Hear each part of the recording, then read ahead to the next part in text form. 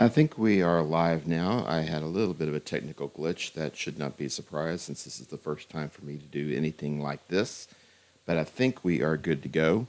Thank you very much for attending. This is 20 pages a week, and we are reading our way all the way through the Bible.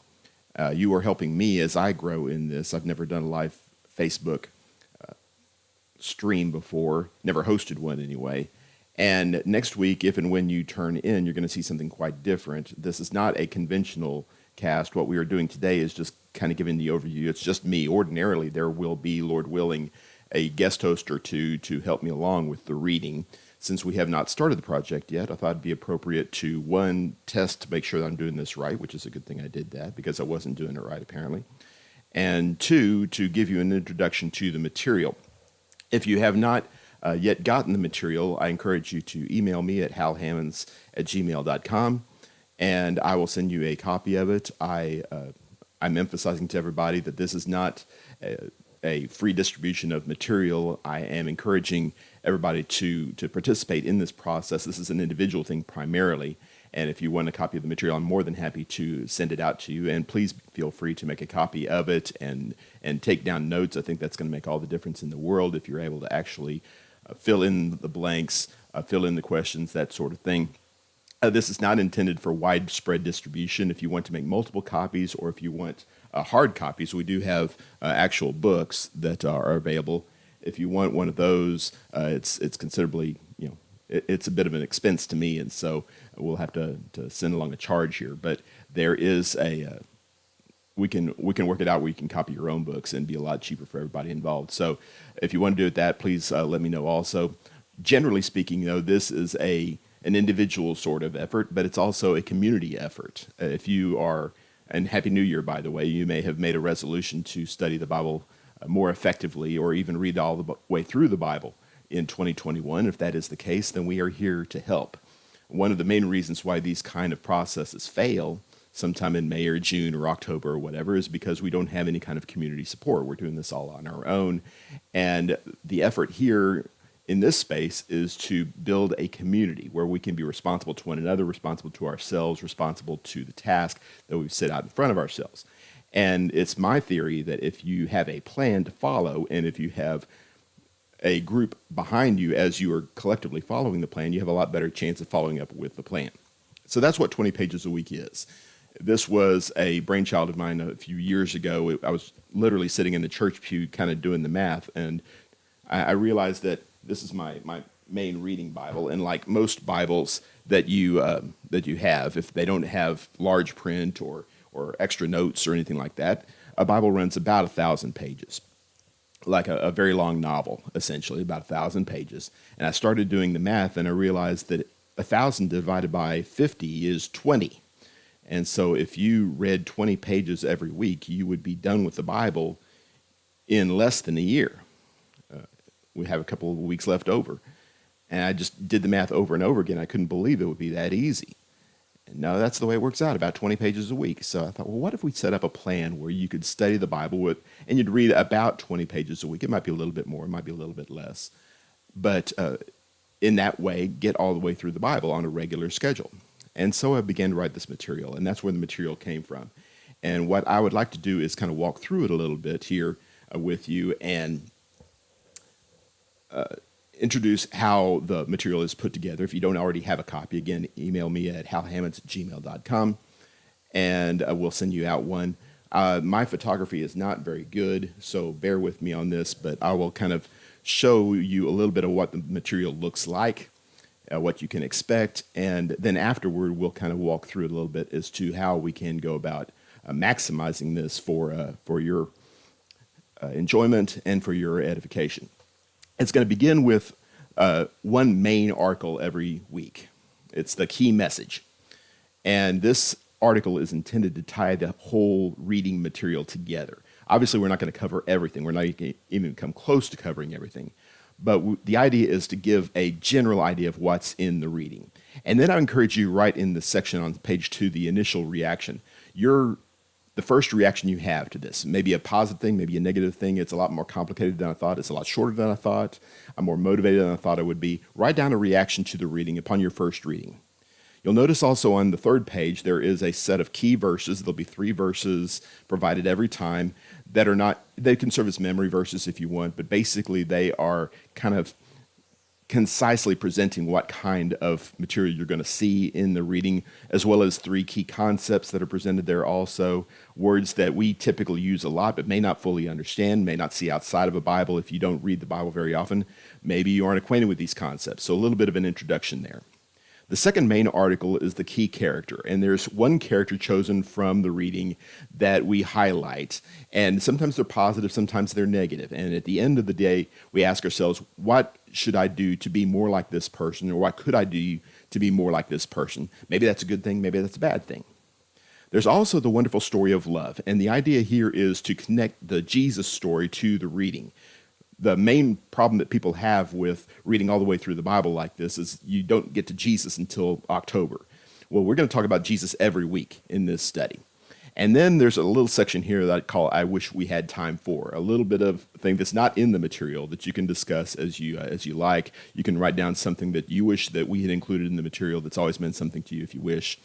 And then the conclusion there is your takeaway, what you can, your main, at the end of the week, after the end of this reading, what you learn more than anything else, what your main point is that you are taking away from the reading. So that's basically the material in a nutshell. And what I'd like to do here with a few minutes that remain here, and I've got to get in the car and drive to Fort Worth this morning, so I'm not going to take you on a long journey here today. I'm hoping these podcasts are going to be about 30, 45 minutes or so. I'm not exactly sure, maybe less than an hour anyway. We're going to be a lot less than an hour today. But what I want to do here for a little bit is give you my suggestions on how to use this material. And then I'm going to let you go, and I'm going to encourage you with regard to how you go about studying this material as the months go by. These are my suggestions anyway. I suggest to you very strongly that you read the passage through in a single sitting. Now, that may seem a little bit weird. You may think, well, it takes me forever just to read a chapter of the Bible. I would like to challenge you, if you have not done this already, to acknowledge the difference between reading the Bible and studying the Bible. I've always assumed that reading the Bible is just kind of a casual thing. And studying the Bible is for real Bible students. They dig in hard, and they run cross-references, and they read very slowly and very deliberately, and want to make sure that you milk everything out of the passage you possibly can. Obviously, I have no issues with studying the Bible in that sense. But what I do want to emphasize is that reading the Bible lightly, quickly, has its advantages. And that's maybe more than anything else what I have taken away from 20 pages a week, how much of a blessing it is to simply sit down and read the Bible like you would read any other kind of book, like you would read for pleasure. This is not supposed to be work. This can be a joy. It should be a joy for us to read. And I would challenge you to sit down and read, for instance, Genesis chapter 1, verses 1 and through 25, and read it all the way through and stick with it and not move. It may take you 20 minutes. It may take you 40 minutes, depending on how fast you read and depending on the text. And by the way, please don't get discouraged this first quarter. The first quarter reading is much longer than any of the other quarters. The Exodus reading actually is, I think, the longest reading in the entire material, in the entire 4 quarters. It will get easier. You get into Leviticus and you think you're ready to quit. Stick it out. You can do this.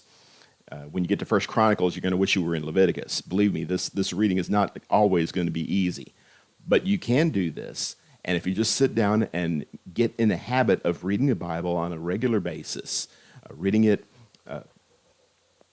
casually even, reading quickly, I think you're going to see the whole Bible picture come together much more effectively, much more cohesively than you have in the past. I think that we tend to think of the Bible oftentimes as just a bunch of verses piled together, a bunch of texts for preachers to pull from and make sermon outlines. This is a story that God is giving us, a true story, a beautiful story, but a story nevertheless.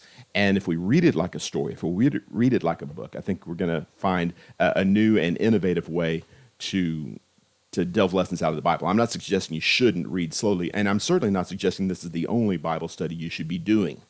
But in addition to what you normally do, whatever you're doing with your local church or in your private reading practices, if you'll add this on, I think this is going to add a new insight into the way the Bible comes across. At any rate, I would suggest on Monday, sit down with your favorite Bible, good cup of coffee or whatever, and just read the material. Read it all the way through on the first sitting. And then turn to your material in the first reaction section and write down what you're feeling. I'm a big believer in writing down your thoughts. I'm taking notes in my my new notebook here that as I go through the Bible here, and I'm reading 6 times. I'm not reading one time. I'm reading 6 times. So I'm hoping very much to have 6 different notations on 50 weeks of material at the end of this. At any rate, read your favorite Bible, whichever one is your regular, and go through it on Monday and write down your first reactions. And on Tuesday, go back over it again, read the key message that is given to you in the material, study that through like you would regular Bible study material, and answer the questions that you have at the bottom. And then on Wednesday, there is a character study, as I mentioned before. Read the character study, answer the question about how I become more like this person here for better or for worse. That can be your Wednesday study. Now on Thursday, go ahead and read the material again. Read the reading section again, but from a different Bible. And I don't mean like read from the King James on Monday and read from the New King James on Thursday. Broaden yourself. Get away from the idea of just one text for all situations. This is another big takeaway I've gotten away from this. I have done 90% or more of my Bible reading from a single book for the last 20, 30 years or so.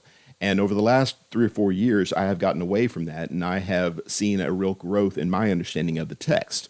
Different versions have different emphases, different strengths and weaknesses, and reading from a different perspective can be a real blessing to you. Solomon tells us in the Proverbs that there is wisdom in a multiplicity of advisors, and such can be the case. Read from 2 different kind of versions. Read from the New American Standard, for instance, on Monday, and read from the Christian Standard Bible on Thursday, or something along those lines. The NASB and the ESV, for instance, tend to read very, very closely. If those are the 2 versions that you read, that's fine.